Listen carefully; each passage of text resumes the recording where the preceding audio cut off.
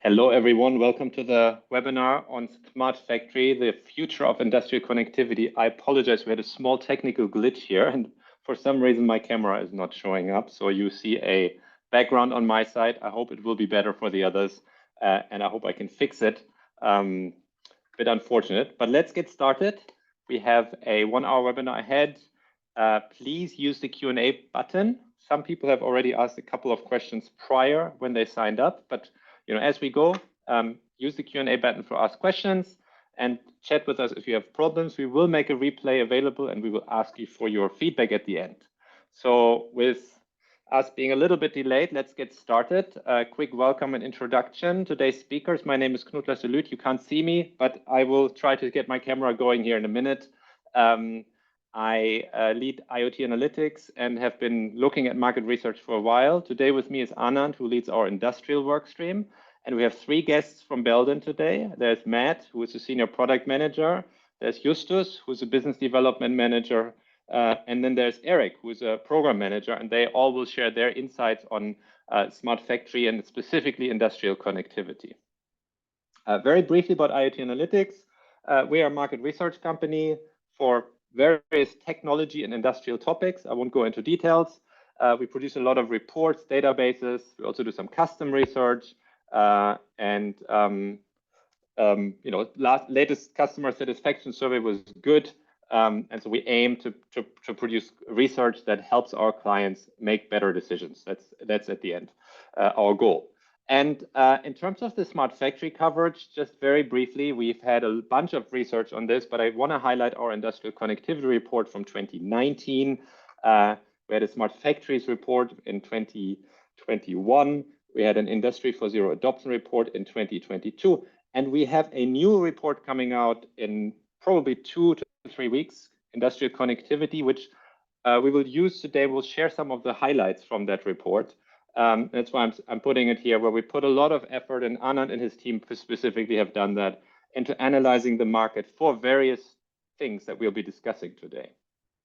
So with that, I will start with a view of the factory of the future, the main theme of today's webinar. And the question that I want to start with is, what does the future of this look like? So if you think of the average factory, maybe you also go back 20, 30 years, what is actually a best practice for something like this, where you see lots of people doing lots of manual things, and how do you get there? So first of all, in that setting, you see A, many manual processes, B, you see unique and restricted local setup. Some of those assets or machines are dependent on few individuals. Some of these systems are isolated. Everything is a bit rigid and monolithic, and obviously everything is on premise. But when we ask people, how do you actually envision the future factory? And when I say people, I mean manufacturers. And we've done a few surveys on this, and I'm sharing some of the latest results here. We clearly hear what their priorities are in terms of how do we get from here to something else. And so the number one future paradigm of a smart factory is that it's automated. 78% of the people that we surveyed recently said this is extremely or very important for their next 3 to 5 years. And so that means processes being as autonomous as possible with very little human interaction. They also want to be scalable, both in the sense of scalable from one plant to another or one site to another, but also scalable within that in terms of when demand grows or falls. Serviceable is becoming a more important topic, because at the end of the day, you want to be able to service or maintain machines, and especially with people becoming older, knowledge going away, this is a topic. Interoperability, modularity, flexibility, and then more and more we hear the topic of things being architected both in the cloud and in the edge. These are things that are high on the list of companies that think of their future factory. So I'll give you an example right now. This is something that I picked up from a German automotive supplier called Schaeffler. You see one of their factories here. You see some of their products here. And they, for example, have a vision for production 2030.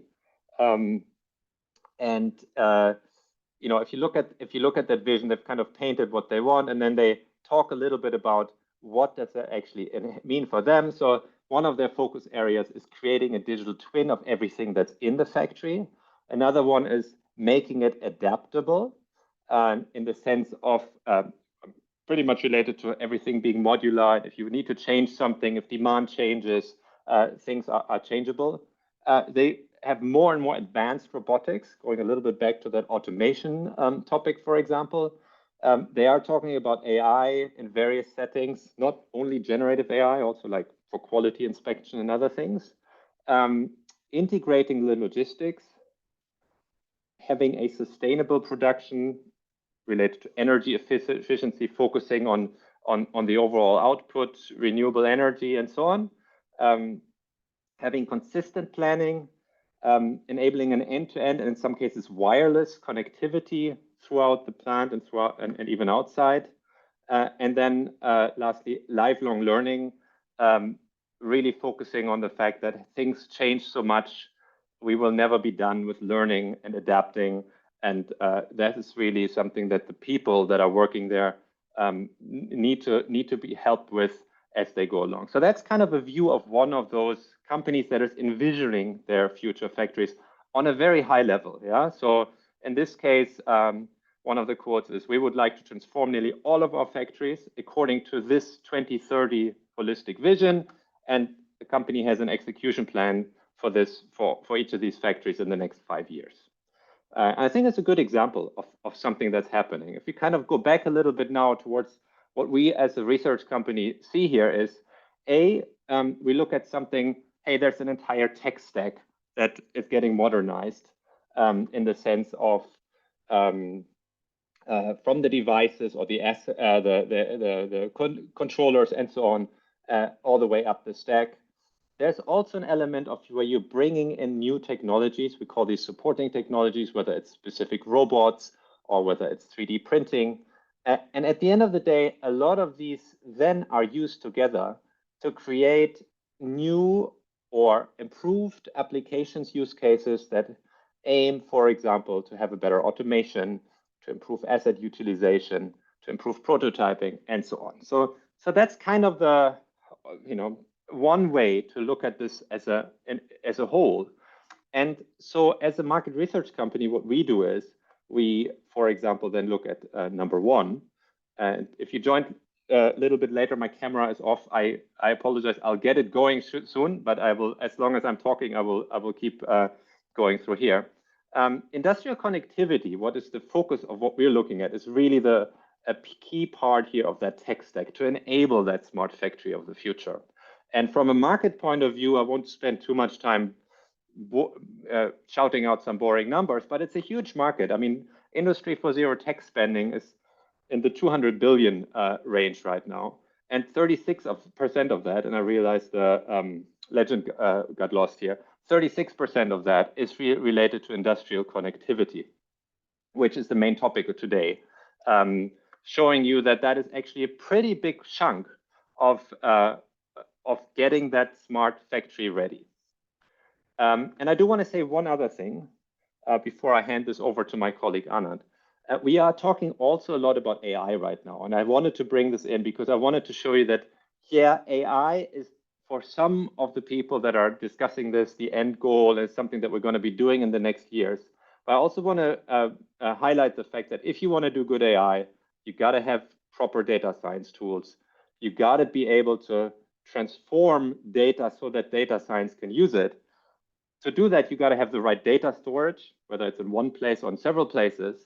You got to have the data operated, the data operations in place to bring it into the data storage. And first and foremost, you got to actually acquire this data from different data sources, be it enterprise systems, IoT data, or even other data. So companies like Belden are obviously helping in getting mostly the IoT data out of those systems. And then you have some software companies that are an enterprise system. You might have completely other companies. And then just exemplary, I'm just sharing a couple of other names in the industry that I think are along this stack. And by the way, I don't mean to attach them to any specific stack, but you have tools like Kepware to help getting data out. Litmus is an upcoming company that helps with this. in this data ops space. Cognite is another one. Some of this data may not go through this stringent like this. Obviously, in the data storage space, companies like AWS or databases, database and platform companies like MongoDB.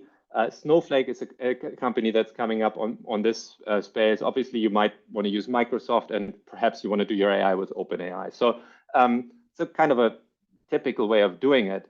And what I want to highlight here is that if you want to do AI, you got to do all these steps well. And one of the things we are talking about here in the smart factory with IoT is this part here, and we'll be diving a little bit into this, is actually one of them. You got to do this even for AI. You got to do this well, because this is where some of the data, or much of the data, comes from, and this is quite crucial to having a good AI model in the end. I do want to highlight that there's more. There's data governance, there's data streaming, there's data orchestration. There are other tools here, and maybe also just very quickly, we as IoT Analytics have the industry connectivity report I highlighted that's coming out in 2 weeks, kind of zooms in and focuses on this. We just published a data management report that more focuses on this. We have 2 AI reports coming out this year, one on industrial AI and one Gen AI that focus on that. So we really try to kind of look at the entire stack. And with that, I'm handing it over to Anand to give you a bit more insights on exactly this industrial connectivity. I see Anand's camera is working. That's right. Thanks, Knud. We can move to the next slide. Great. So, hello everyone.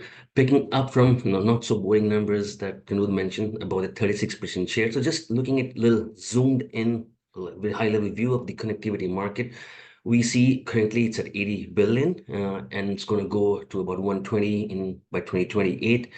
The things that we look at in this are the hardware components that include controllers, gateways, remote I/O sensors, field devices, software components, primarily protocol converters, and also the upcoming space of data ops, which I'll talk about a little more subsequently. Hardware and software might move at more or less similar pace that we see, matching the overall here. But the data space we are forecasting to sort of grow at a much faster pace. So that's the high level view from 80 billion to 121 is what we're forecasting. And if I now dive into some of the key elements and shift that we are seeing, is to paint a big picture of how our research and discussions and research that we have sort of come to characterize the industrial connectivity key elements, and some that Knud also alluded to earlier. These are the 7 key elements that we see. Of course, you have the data acquisition piece that gets the data from the source, and the source could be sensors, controllers, machines, so on and so forth. And once it's sort of been acquired in whatever form and fashion, we now see the step 2 as one of the most, as a key important element, which is the data operations / data ops piece, where the processing of the data to sort of really make it ready for downstream consumption is done. This could be sort of cleaning the data, structuring, modeling, and I'll talk a little more about it subsequently. Of course, storage has always been there, be it in historians or databases, data warehouses, lakes, and whatnot. So those are 3 key elements. Of course, we also have in the horizontal elements that are equally important, as we move the data from the source to the destination. The streaming part, what we mean by streaming is, could be, hey, is it publish subscribe mode, client server, master slave mode? What are the mechanisms that either the nodes talk to each other? And also streaming includes how the data is formatted, as the exchange. Is it JSON, XML, is it OPC UA binary, or Google protobuf? And there could be so many varieties of those. Data governance is about the policies of managing the data, the availability of the data, and so on and so forth. Security is a part of governance. We've sort of, if you see here, security, we've explicitly highlighted separately. It's a key element, not only while data is in motion, but also the elements, the nodes, the hardware, and they have to be secure as well. And the standards that have come into place are very important. Architecture, of course, is the key, another element of connectivity. It's about how these nodes are, sort of they're put together, they talk to each other, the intermediate components of the processing happening, the storage happening, and it could vary. If you're just looking about, hey, architecture sort of limited to a factory floor versus, hey, data is going to go out as well. Are you just talking about a plant or a machinery OEM, so on and so forth? The architecture can differ based on that. So those are the 7 elements, and let's now talk about what are we seeing in terms of how these spaces evolving. This again is based on so many discussions we've had with stakeholders, some system integrators to vendors to users. The top 3, which I'm going to deep dive subsequently, but and in no particular order, some of these shifts that we are seeing, of course, is from limited availability of data, like data locked into legacy or dumb nodes or by proprietary protocols, to, hey, now opening up, so data is available, which earlier was probably locked in. Architectures, ISA 95, you look at that pyramid, perhaps more siloed, but now we're moving to more flexible architectures that different, functional elements of the ISA 95 pyramid can talk to each other. And I'll actually talk a little more about the architecture, as I said, in terms of how those architectures are also evolving. Poor data management, and now the streamlined data management, the shift that we are seeing is a critical one also. Earlier, perhaps data comes from, the source, goes to an SCADA, HMI, or different places, repeated efforts, to sort of really those various efforts to get the data into different places, no contextualizing, and so on and so forth. But now all that is changing through a very aggressively, getting popular, the space of data ops.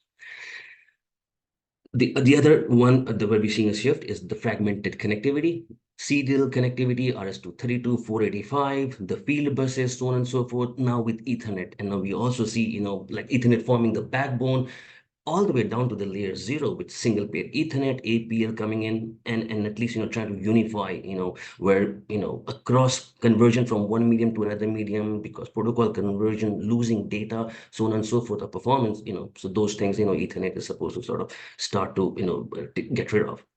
Wired connections to wireless is another one. We're also seeing basic hardware capabilities to more advanced controllers themselves are getting, more powerful, so on and so forth, and lot more processing can happen at the controllers, at the gateways, and of course, edge is another space that, we're seeing as a part of this, that's taking advantage of the advanced hardware.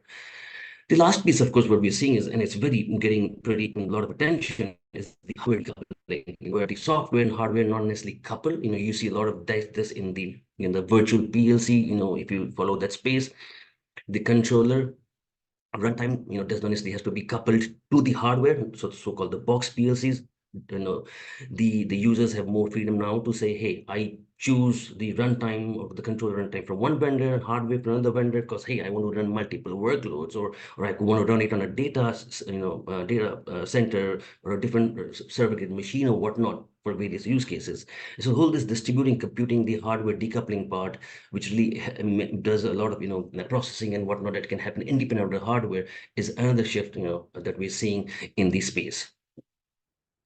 Moving on from here, so I'll just dive, as I said, I'll dive into the 3 areas that I mentioned earlier. The first one, of course, is the limited data availability and how we're seeing, sort of the expansion there in terms of. Now, the favorite reference places to start is ISA 95, and it sort of functionally helps us really understand the space. So if you look at, the sensors, controllers, remote IO gateway space, all of those, are sort of really opening up, and especially the sources of data at the bottom of the pyramid to really make it available. Sensors, right now, our research says, about 10% of the sensors are smart sensors, which means 90% are analog, not really able to give digital data to digital systems in place there. That's going to change, we feel, from the 10% to about 40% by 2028. And it's that shift is already starting to happen. Similar for remote IO, we're seeing, the traditional remote IOs, trying to, sort of change to the IoT versions, controllers similarly, and gateways also getting more wireless enablement there, so that now all the nodes that were earlier not possible to sort of get into the fold of the IoT available. OT applications, historians and all, rich sources of IT, OT, and ET data, engineering data. Hey, when was the last calibration done? Not just the time series or OT data. IT applications are also opening up to ingest data. We hear a lot about data hyperscalers talking about data fabric, so on and so forth. And so data has been sent from these layers below. The layers above are ready to consume that data, and we see this whole amount of data available across the stack opening up in a big way. Next slide, please. Very connected to the earlier one that just mentioned, is the core architectures themselves are going through, some sort of changes. From ISA 95 pyramid, siloed, hierarchical, one layer needs to talk to the layer above and cannot skip and talk to other layers. We still see that in place, but it's increasing. We see the second one in place, what we call the flat architecture, where at least the OT components flatten onto the OT bus. IT remains on the IT bus. OT and IT bus can talk to each other, and a lot more interoperability happening across these layers. Various options and architectural variations exist. If you look at number 3, Edge starts to play a key role. Essentially, the OT bus and the IT remain same. Edge starts to play as integration in between. Why is that needed? Well, do a lot more aggregation closer to the source. Of course, take advantage of the advanced the hardware. Do a lot more processing at the edge, so on and so forth. And some variations of it, like say, for example, where you can start saying, hey, OT, IT, and of course, they cloud separately. While in 3, you probably had cloud and on-prem data centers instead of storages, data centers more. But here in the 4th one, you can see distinct cloud where the traditional OT applications also sit on the cloud. They could also sit on, the IT bus and on the OT layer also. And there could be many other variations of this architecture, depending on the use case, the cost, the operational expectations, the security, are you a machine builder or a plant, and the architectures could vary. Let's move to the next one. So running through this quickly, I mean, data just by itself, is of limited value now. So how do we, make it more usable? And that's where the field of data ops comes in place. And that's what I'm trying to zero in here, the one in the middle, data ops. It's got 2 components: data quality, cleaning the data, hey, bad data or redundant data or, dead sensor data, getting rid of those, whatnot. But primarily what I'm going to talk about is data modeling part. Data modeling is essentially, if you see here, I may have heard of standards like Sparkplug, OPC UA enable these things. 2 key elements of data modeling are structuring and contextualizing. And I'll just talk a little more through examples in this second slide. So structuring is essentially organizing the data. And if you look at, hey, if you look at an example of a body shop as part of an automotive assembly line, which can have paint shop, powertrain assembly, final assembly, say, for example, how do you actually, show what all is a body shop made of? And in this case, the relationship like body shop has an assembly robot, which again might have a robotic arm, controller, gripper, so on and so forth. And it's structuring those in a standard way, and give an example here of ISA 95, say, for example, which tries to say, we look at things from the enterprise side cell perspective, and other similar standards also exist. Sesame is doing some standardization there. PackML, process automation DIM for the field devices space, to really in a very standard way represent that particular field device, that asset, the industrial asset, so that it does not have to be reinvented every single time, reduces engineering effort, so on and so forth. So that's just sort of the structuring is essentially just modeling of the entities that make up an asset. The other part, of course, from data modeling that's important is really bringing in some sort of rich information onto it, which if you look at here, A, B, and C are the 3 parts.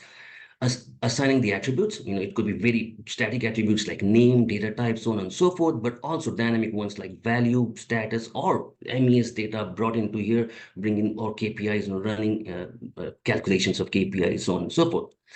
Transformations are another part where we enrich those, entities, like it could be unique conversion from degrees Celsius to Fahrenheit, or scaling depending on the use case and need, but just more enriching, those nodes or data points.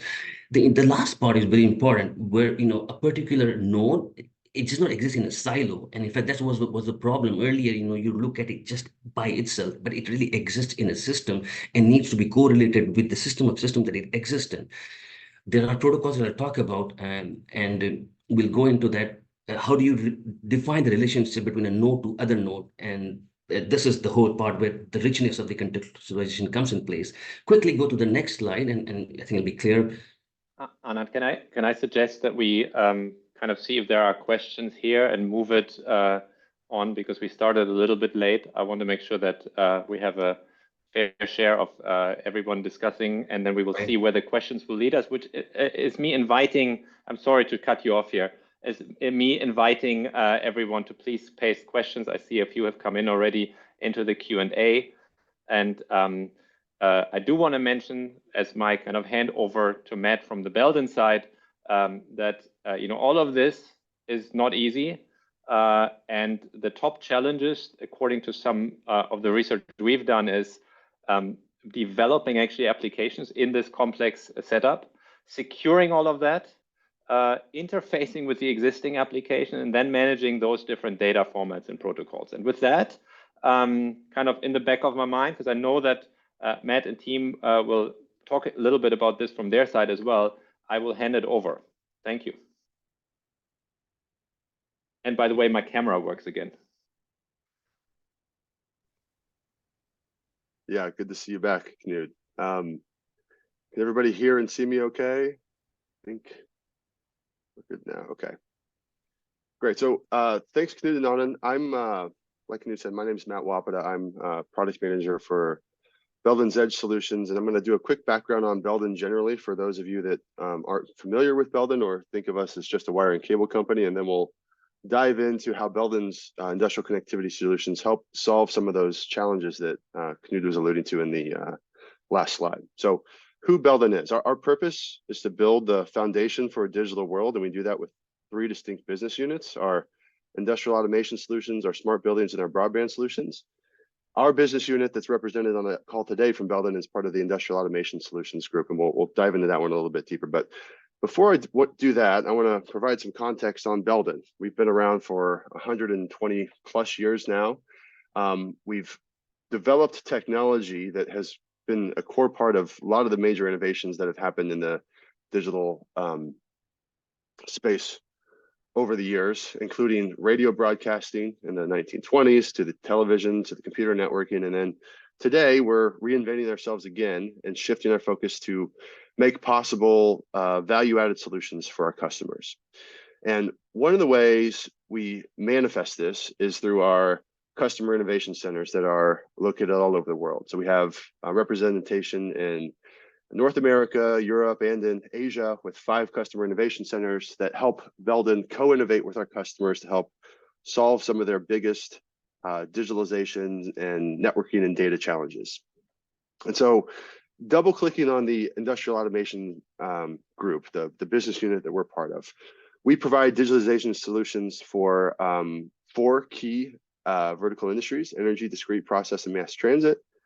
And our portfolio spans from wire and cable and connectors all the way over to networking and data ingestion software. And the focus of today's webinar is on our active components. And when we talk about active, these are things that require electricity versus just passive components, which are cables and connectors.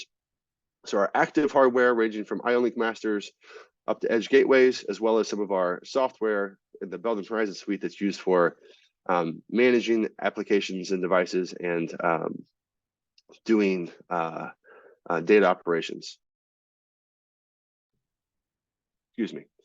So going back to that slide that Knud shared, so the top 5 challenges that the IoT Analytics research showed with scaling or hindering the scale of smart factory projects, we at Belden took, we can really relate to these challenges. These are the challenges that our customers have. And we provided 3 examples of anonymized customer solutions that we've developed that showcase how our solutions within Belden can help solve some of these challenges. So if you look at those 3 solutions, one is for deploying and managing apps at the OT network edge. So we have a customer that did this, and it solves these 2 key challenges.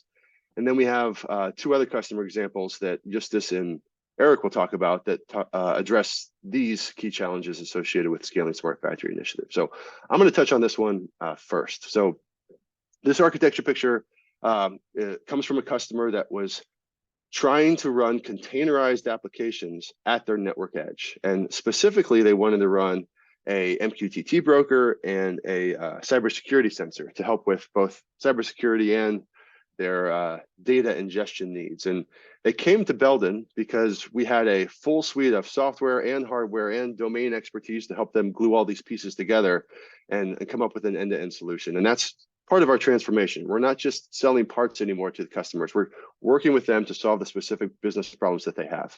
And in this case, it was deploying and managing these applications at the network edge. So handling that problem with application development and the management of the applications that are developed by having a management console called our Belden Horizon Edge Orchestration software for deploying those applications, and then also providing the edge infrastructure on which to run those applications. So the solution was comprised of Hirschman switches, Hirschman edge devices, and then the management console for deploying the applications to those devices.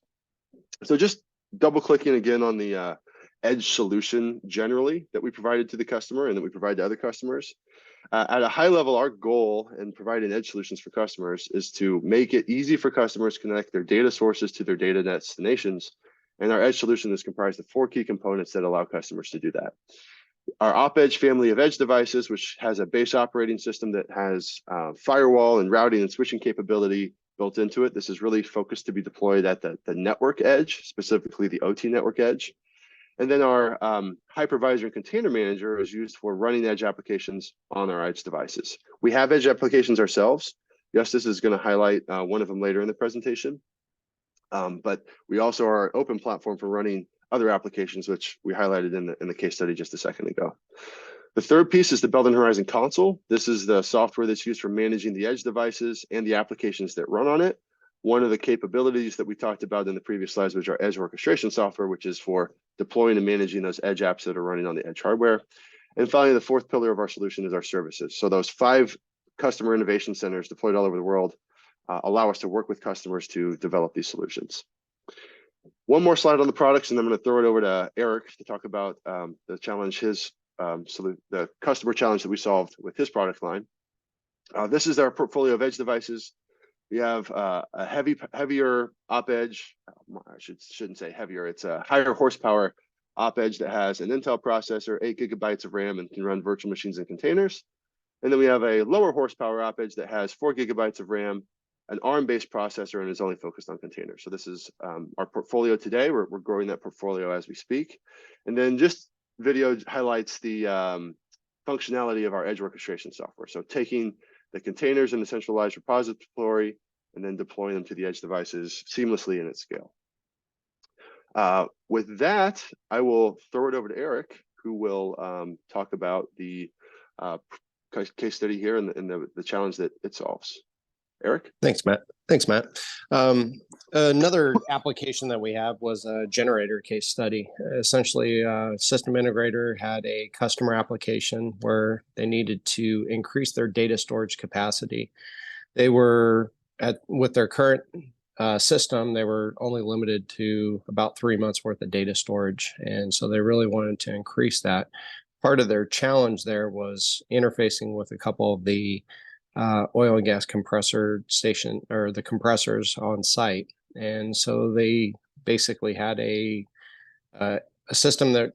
control system that used Ethernet IP as the communication network, but the compressors only supported a Modbus RS-485 interface.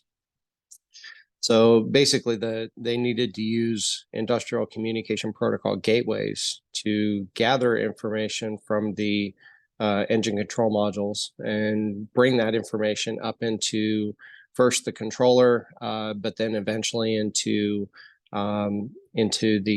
they actually used other components to go ahead and bring it into an Azure database and increase their overall visibility to the entire site, as well as their ability to store more of this information at a much higher resolution.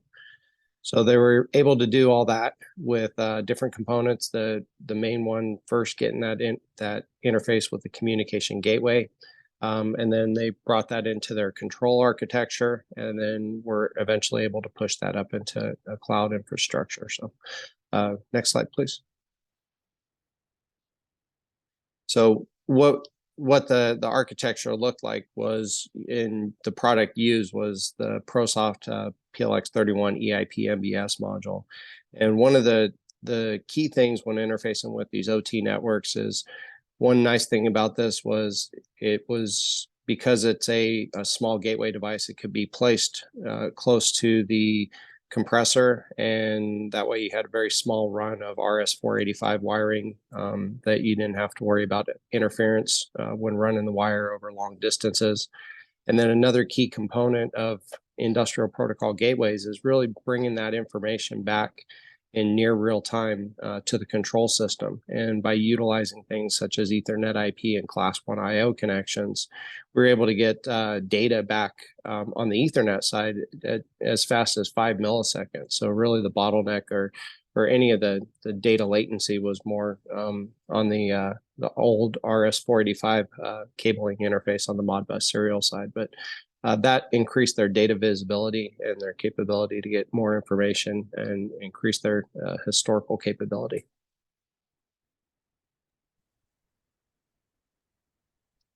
Interesting case, Erik. I will take over for the next solution. Matthew already mentioned how hard it is sometimes, or in most cases, to scale projects, and it all comes down to getting the field level devices onboarded in a format and in a way that is scalable and fast. And how Belden does this journey for the customers or creates value is in two ways. We have solutions covering the brownfield, but we also have solutions covering the greenfield with robots, PLCs, MES that can be directly connected to, in this case, Belden Horizon Data Operations, gathering all the tags, all the data from the end devices and contextualize them and put them into an end system you see on the right. Those end systems are independently usable. You could use any cloud services or the customer decides on the cloud services they use, but also integrate into other solutions like Aveva or Lucidsoft when it's already installed at the customer base. The second way we go is the brownfield application, not touching the PLCs and not touching the machines, but really getting sensor data out of the field level or integrating new sensors on the field level to get additional data that you could use to, for example, get insights on your productivity. Before I jump to the customer project, I want to show you a bit on the levels that we take in Belden. Coming down to the field level, Belden also builds those IO-Link masters that can be found in the production, directly connecting the cables to the sensors and pushing data to an edge gateway. Those masters really have a lot of communication protocols, but we have in addition edge solutions and software solutions, putting all those available protocols in it. For example, Modbus for smart meters, MQTT for field level devices, OPC-UA for new machines, and all those PLC makers with the native protocols like Siemens, ABB, Rockwell, Schneider, that we can directly connect to the edge gateways that we also produce. On a level higher, you can see the industrial network solutions, which we already mentioned before in a second, in the short term. We provide everything from the cable to getting the data to the customer. And those could be connectors on those cables. Erik also showed those ProSoft devices, but with Hirschmann, one of our sub-brands, we also have a lot of networking components like switches and firewalls. On the next level, we have the IT, which we are not handling for the customer, but we provide the connectivity to it. For example, as I said, if the customer wants to push into AWS, which I will show you in a second, they can do it natively through our applications. Also, all the other platforms. All of this is covered by Belden Horizon. It's a cloud-based solution that, as Matthew said, is capable of doing those remote device configurations and putting software on the device itself, but has a lot of other potential use cases that can be built on them. And for example, also does this whole data access to the field level, contextualizing the data into digital twins, doing edge analytics, or being able to provide comprehensive edge analytics and with additional software, also AI on the edge, what the customer decides they want to use. And of course, we have this open platform approach. We are not an vendor of our own products that we want to have the silo in, but we open on the platform to use also with other applications and other vendors. And as I said, coming down to a customer project that we did in Germany, we had those cases that they wanted to connect their brownfield and their greenfield, starting with brownfield applications with smart meters, going over to sensors, and later on also connecting all their existing machines to a centralized solution. And we built a demonstrator for them to show in a POC how we are tackling that. And that's what I want to show you in a second. When I switch my camera, you see a little setup of devices. On the right, we have this greenfield application. This is, for example, could be a machine that is already running, filling bottles. We can set pressure, we can set speed, and we can set the material throughput. And this is a closed system. The PLC is connected to probably an actor and internal sensors, but we want to connect to the PLC without touching the protocols and without touching the programs. This is a brownfield application. On the left, we have this greenfield application that the customer wanted to also have with laser distance sensors, for example, scanning all the bottles going through the production, counting up if there's a new bottle produced. This could be either used for like scanning the distance between a bottle and the other one, but also counting how much is going through. Second sensor in this case is a vibration sensor that can be mounted to the machine or to a conveyor belt directly, measuring and analyzing the vibration pattern of the machine and checking if the process is healthy, if the machine is producing as it used to, or if it's even offline because the vibration is not detecting any signal.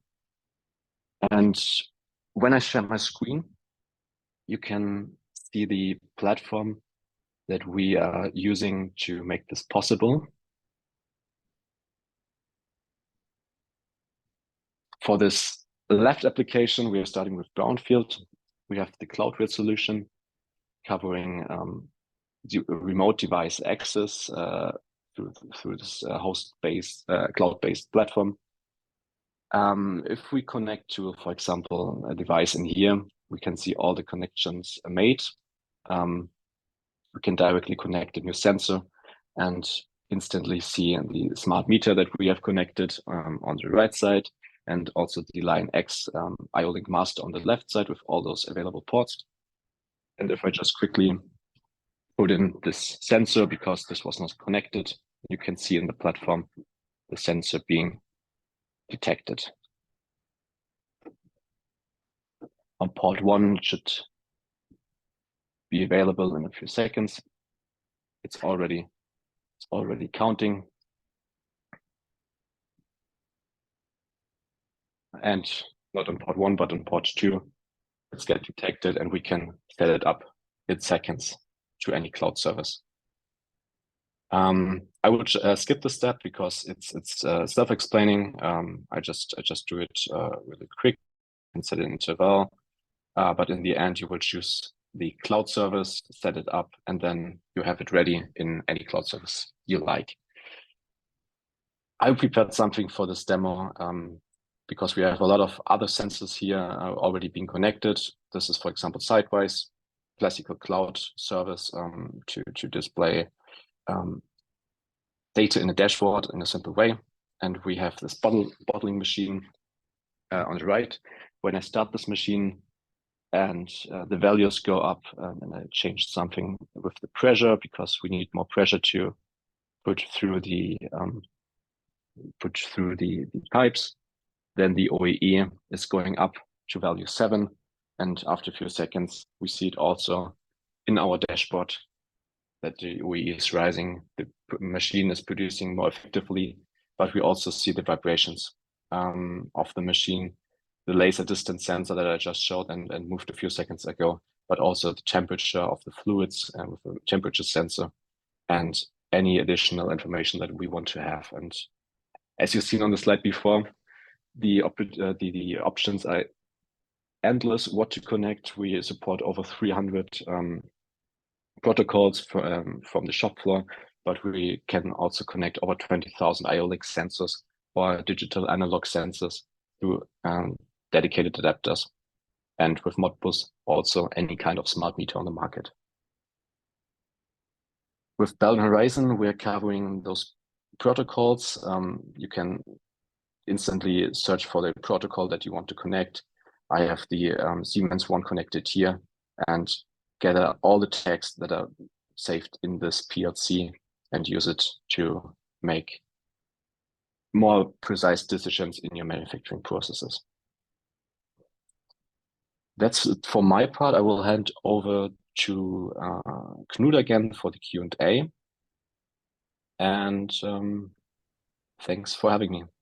Great. Thank you very much, Justus, Matt, Erik, Anand. This was a lot of content and this was super interesting. And thanks also for sharing this as kind of a live preview here. I see there were some questions that have come in already. So please continue to drop questions if you have. We're going to go to Q&A now. And Justus, if you could maybe unshare your screen. Sure. So yeah, let me look at the questions.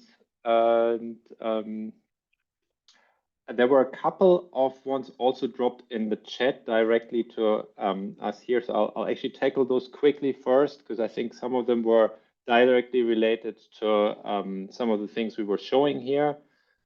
Sorry, 1 second.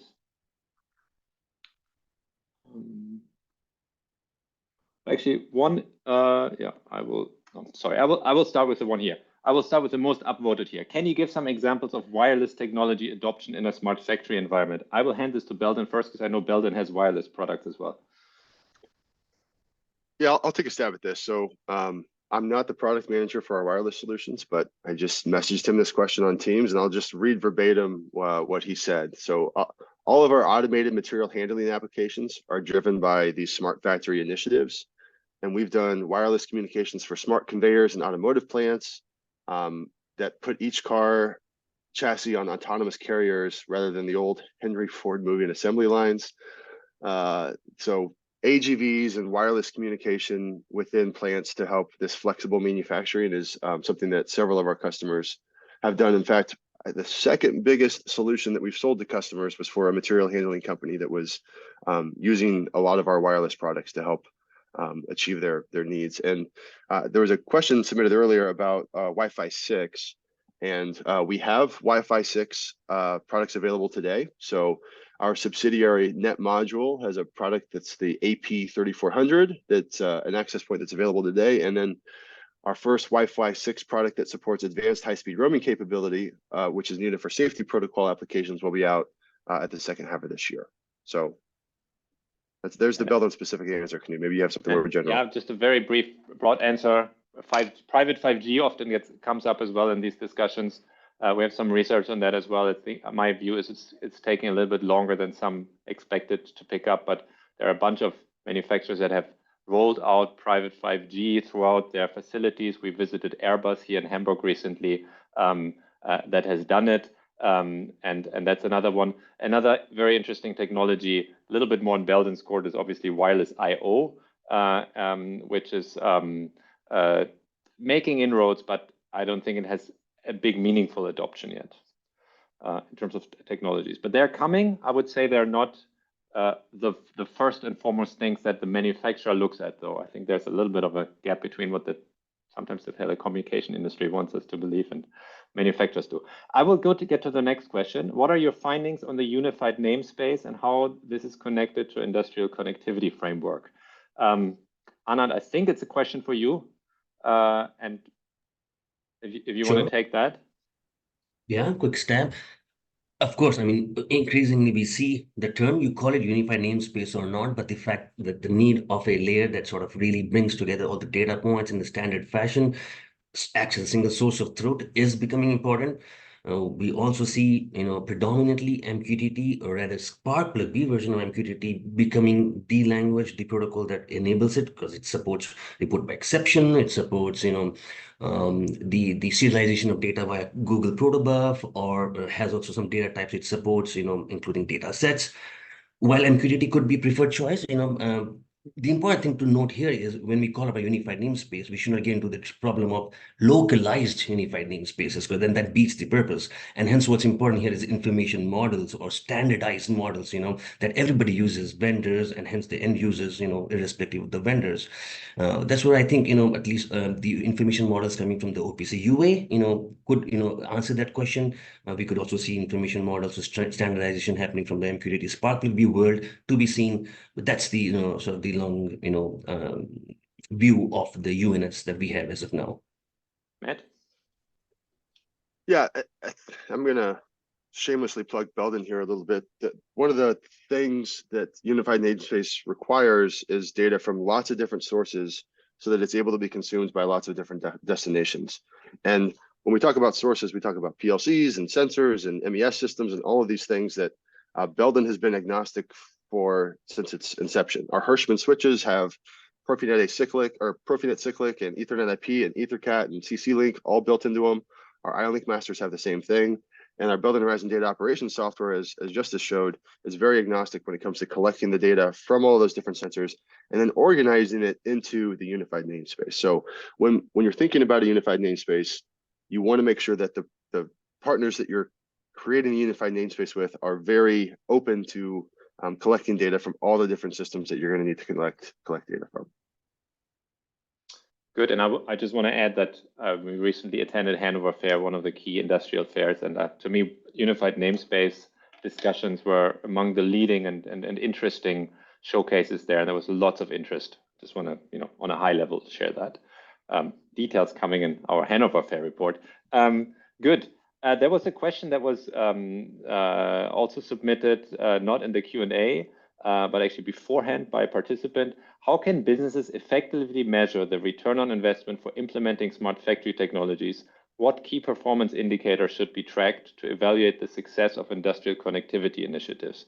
And I think, Belden team, you have a view on that, and I also do. So if you want to share maybe yours. Yeah, yes, I'll let you talk to this slide. Yes. So to be honest, I just read another question. Can you repeat it? To what was asked? The exact question was, how can businesses effectively measure the ROI for smart factory technologies, and what KPIs should be tracked for the success of those initiatives? Okay, so we have multiple customers with different KPIs. One of them, what you also see here, we got benchmarked by one of our partners, is how fast can you implement a successful solution? And it's not connecting one machine and then deciding on later that they don't want to process with it, and the onboarding process was way too long, but making one PLC and then scaling it as good as possible and as fast as possible. And you could do it for each machine once and then repeat the process. And in the end, it matters how fast can you do it, and if the data that is coming through are really useful, and the platform that you build on top of it really benefiting your business and your processes effectively. When you want to have KPIs, for example, reducing costs, there are a lot of aspects going alongside those smart factory projects that have to be kept in mind. Simplest way is, how fast can I connect my machines? I'm going to share a slightly different take on this. And by the way, we are getting to the top of the hour. We will stay on a little bit longer to discuss a few of the remaining questions. But before everybody, some of you jump off, I do want to ask you to please fill out our survey to give us feedback on the session today. It'll be shared with you here in the chat very shortly. So if you could please click on the link, let us know with the survey how we did. My quick, if you can perhaps unshare again, my take on the ROI is, we've discussed this with a few companies, and it's very easy to do an ROI for a specific use case. But the problem with these smart factory technologies is they don't support a single use case, but many, and some of them way down in the future, and you just don't know which it is. And so this is a real problem that companies don't have that budget because they can't calculate the ROI. And I don't think there's an easy answer. I've seen some companies that are, from a very strategic point of view, are putting aside a certain budget that is really just for these infrastructure initiatives, and don't really look at the ROI in depth like that. But only very few do that.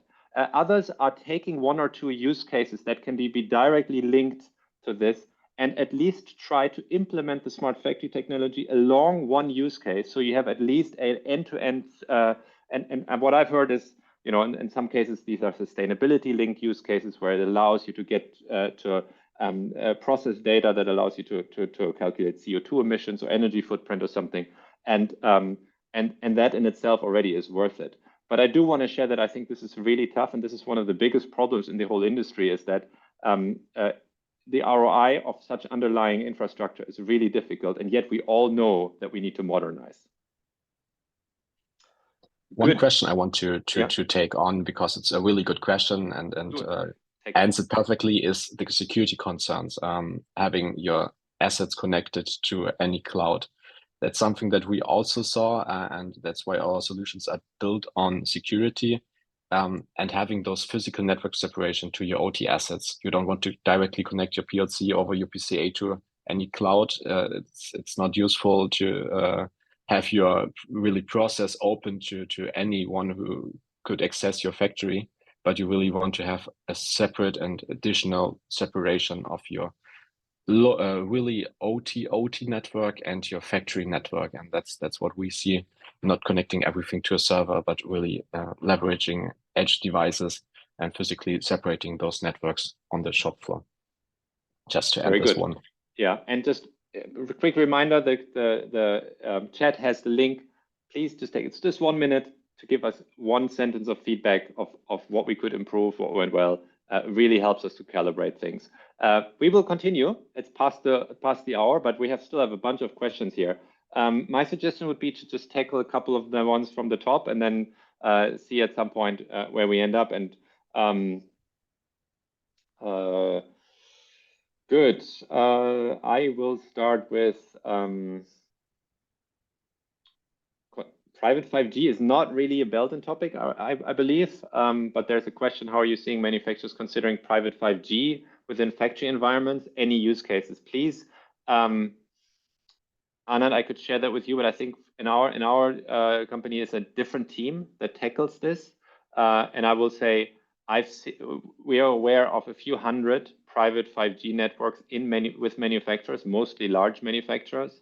If you're discussing use cases, I think the direct use cases for this are use cases where you have something that is on site, but it's mobile and needs a lot of a low latency. So ATVs or AMRs, XR or AR devices are destined for this. There's also a tool of indoor localization that is being used for connecting, like, where is my tool? That's something that I've seen some companies adopt. Although this is only, like, some of these things have only been available very recently with the latest release 17 of 5G. Another big use case is essentially just the ability to use, because it has a lot of data throughput, to use so-called data showering. For example, in a car assembly, as you're uploading the firmware or the whole software to the car that is being built, you might be using private 5G because it just simply goes quicker than doing it in any other fashion. So these are some of the use cases. We have an entire 5G report coming out on this. There are a lot of smaller use cases as well. But I think generally these are some of the bigger ones I've seen. Does Belden have private 4G, 5G wireless solutions? Somebody says Wi-Fi is not so great in industrial settings. I think we probably, you talked about it earlier, we have the wrong Belden people for this on here, right? Yeah, and I think we can answer this directly when I get the right Belden people on here. But I think the short answer is we have 4G gateways and our net module product line is that I'm not candidly super familiar with, has a huge range of wireless cellular devices. And so I would encourage you to check out Net Module. It's a company that we acquired last year that has a big portfolio. I also wanted to, yeah, sorry, Erik, go ahead. Yeah, I'd just also like to add that, I mean, Wi-Fi in industrial settings, it can be effective in many applications. We do have a team of wireless support engineers that can go out and do spectrum analysis on sites and basically work with IT departments and look at different channels, where to stay away from. And so we've deployed many successful Wi-Fi applications in industrial settings. It usually takes some planning and preparation as well as some analysis of what's available, but they can be very successful. I received another, thank you. I received another request. Someone did not like me cutting off Anand's presentation here, which you know, I had to do, I did for time reason to make sure that we all had our share here. But someone really said, I want to see what he was planning to present. So I'm going to bring this back up, and Anand, I'm going to ask you to please please do present the last slide that we didn't get to present here. Okay. I mean, this is essentially the culmination of what we were already talking in terms of the modeling part and OPC and MQD. In fact, I answered in one of my questions, right, about UNS. The Spark plug enables it. OPC, you know, through node-set file, you can create, you know, asset models, you know, of robots, of machines, of other devices, so on and so forth. It is a rich language, you know, it's got references, nodes, so a rich address space that can be created. An example here from a robotics, you know, namespace. Spark plug B may not necessarily, I mean, could do in a different way. So there's like a namespace structure at the bottom of it. The group ID, the edge of network node IDs, device IDs help you sort of group things together and in some way structure. You may or may not be able to really reference one node to another and hence sort of get advantage of those complex mesh of interconnected, you know, assets and do a complex query, you know, that you could do otherwise with much more interrelated nodes there. But these are the two ones that we see in the market, sort of, you know, being popular to structure and contextualize the data and share it across nodes. That's the, you know, only bit there. Cool, thank you. Good. We'll leave it there. I think that if there are further questions, feel free to reach out. We leave it there for that question. I mean, I'm still happy to go through a few more. We still have a bunch of people on this call, and I think we should spend a few more minutes going through some of the questions. I see that you guys all went on mute here. Maybe that's a setup issue. I will. Next question is, can you please share some of the leading examples of leading manufacturers in Asia Pacific? You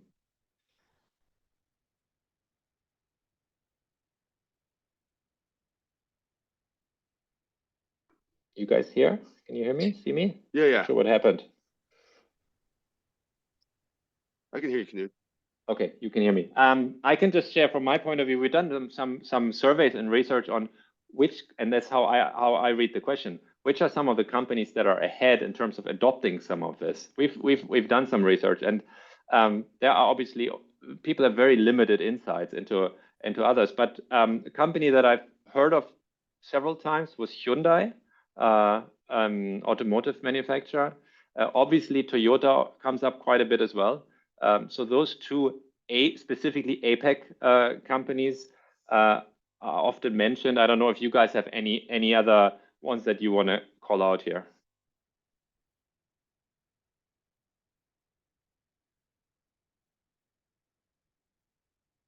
No. Okay, good. Then I have a question here on architectural patterns. How do you compare streaming data via historian and through edge gateway to the cloud? That's at least how I read this question. Is it something that you want to take up here?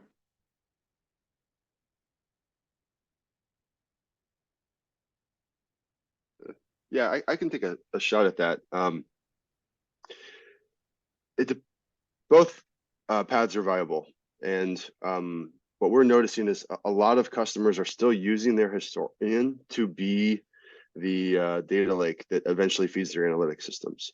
A lot of big process manufacturers have invested the heavy capital needed to deploy the historian infrastructure, and they don't want to waste that investment. And so that's why Aviva OSIsoft is one of the main places that we've seen customers wanting to send their data to. AWS and Microsoft are getting in that space as well. There's customers that are wanting to send their data that way too, but I think I can't personally speak to the architectural differences around like which is more cost effective or what the right way to do it is. I can tell you from what we've seen for when customers ask us to get the data from their sources to the destinations, both destinations are pretty popular still. I don't have an answer. I would suggest we take one more question. Any preferences here from you guys, Matt, Justus, Anand? There are still a few questions on. I found another good one asking how we approach companies who haven't started taking any steps towards smart factory. It's actually a good one. He said, broken, if it's not broken, then don't touch it. That's also what we see. Often it is with problems they have, even with systems that are working perfectly fine. What we, for example, see in the Brownfield environment is regulations regarding energy consumptions or tracking your sustainability. Just starting with a simple use case, connecting smart meters, and then also connecting sensors to your pumps and to your motors, collecting data on a long term to really have this data available if you want to train later on AI models. If the company is that far, to also then have those models ready to really predict maintenance issues for the machines. Because when it breaks, it could get expensive. If you can prevent it, it's better. So even if it's not broken, you should always touch it. If you're confident to do it, or let partner help you to do it. But as I said, the system can be tracked even without touching it directly. And Justus, if we look at that slide that we shared on the customer case study for existing systems versus retrofit systems, the retrofit systems are a little bit better for customers that are really scared to touch something, right? You're not having to connect to the PLC network. That might be a good way to ease your way into a way to collect additional data. So in this, for example, in this deployment, you can drop sensors to collect data from your system without having to touch your PLC. So it's faster, it's less expensive, it's not going to touch the systems, but a lot of value is here. And the customers are scared to touch this because a lot of the times those industrial networks are very finicky and touchy. And that's something that Belden has a lot of domain expertise. So we can make sure that when you do decide to touch something and you're scared to touch it because if it's not broke, don't fix it, we can help you figure out with a network assessment what the right way to touch these systems are, if that's the direction that you want to go and collect data out of these systems. And this is exactly what happened with this customer. They were collecting data they added CloudRail to collect data from new sensors. And then they came to Belden and were like, we've got all these other systems too that we want to get data out of. Can you help us figure out how to do that? And that's what we did. And so these two solutions complement each other well in that regard. Good. I think that makes sense, and that's great. I think that last question kind of rounds off this whole theme of smart factory quite well. And I'm always quite surprised how many factories still look very close to the picture I shared earlier of fairly manual, looking very old, and a lot of things are still done with pen and paper. That's still the way it is. And but I would also say we see a lot of momentum. And some of those more advanced factories really look awesome. I've visited a few. So I think the Belden guys are doing an awesome job in breaking down this complex topic and then also helping companies advance here. So thank you guys. Thanks Anand for the insights also on your side. And if you have any further questions, please do get in touch with either us at IoT Analytics or the folks from Belden. I think we will be in touch with the recording in the coming days. Give us a few days to make sure that this is all done and wrapped up. And again, would be really awesome if you could just click on that link in the chat, fill out that survey, let us know how we did. We are doing this from time to time, and we want to get better. Thank you very much. Have a nice rest of your day. Bye-bye. Thanks for having us. Thank you.